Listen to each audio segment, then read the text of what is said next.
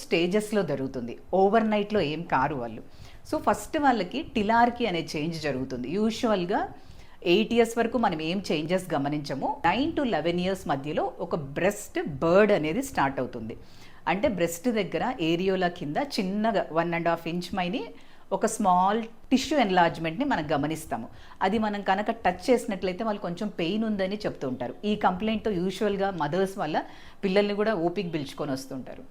So, ఇది జరిగిన తర్వాత 1½ ఇయర్స్‌కి మనకి ప్యూబిక్ హెయిర్ అనేది, తర్వాత యాక్సిలరీ హెయిర్ అనేది అంటే చంకల్లో హెయిర్ రావటము, వైట్ డిశ్చార్జ్ రావటము, యాక్నేతో కానీ మేనిఫెస్ట్ అవుతూ ఉంటారు. అండ్ వాళ్ళ దగ్గర ఒకలాంటి ఓడర్ కూడా వస్తూ ఉంటుంటుంది.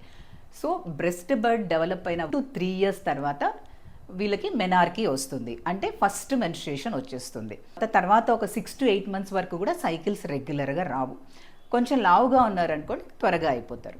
అండ్ ఈ కాలంలో మనము దాదాపు 8-10 ఇయర్స్ లోపలే మెచ్యూర్ అవ్వడం చూస్తున్నాం. ఇది జంక్ ఫుడ్ ఎక్కువగా తినటం వల్ల, దానిలో ఉన్నటువంటి ఇన్ఫ్లమేటరీ సబ్స్టెన్సెస్, ఆ కలరింగ్ ఏజెంట్స్, ఆ అడిటివ్స్, అలాగే వాళ్ళు ఎమల్సిఫైయర్స్ అవన్నీ కలిపింటారు కదా. అలాగే ఇప్పుడు వస్తున్న ఎగ్స్‌లో కానీ, మిల్క్‌లో కానీ, చికెన్‌లో కానీ యాంటీబయాటిక్స్ ఎక్కువగా ఉండడం. సో, ఇది హార్మోనల్ డిస్రప్షన్ కాజ్ చేస్తుంది. దీనివల్ల మనకి పిల్లలు ఇప్పుడు త్వరగా మెచ్యూర్ అవుతున్నారు.